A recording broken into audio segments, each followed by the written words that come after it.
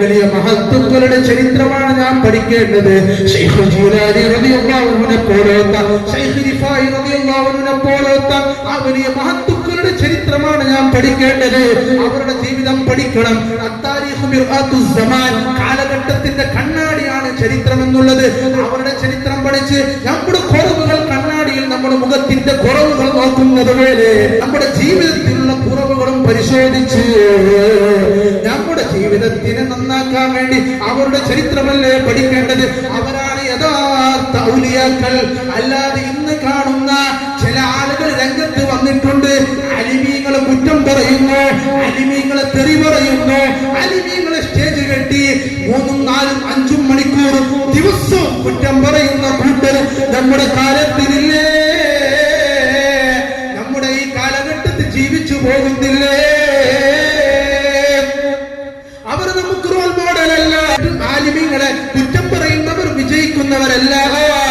ഈമാൻ നഷ്ടപ്പെട്ടു പോകാൻ അത് കാരണമാണ്. ഇമാമുൽ ആദം അബൂ ഹനീഫ റളിയല്ലാഹു അൻഹുവിനോട് ചോദിക്കപ്പെട്ടു, അയ്യു ദംബിൻ അഖ്വഫു ബിസൽബിൽ ഈമാൻ,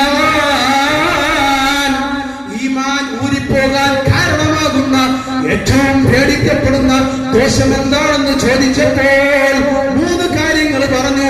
തർക്കു ശുക്രി അലൽ ഈമാൻ, ഈമാൻ കിട്ടിയിട്ട് നന്ദിയില്ലാത്ത ജീവിക്കുന്നവർ.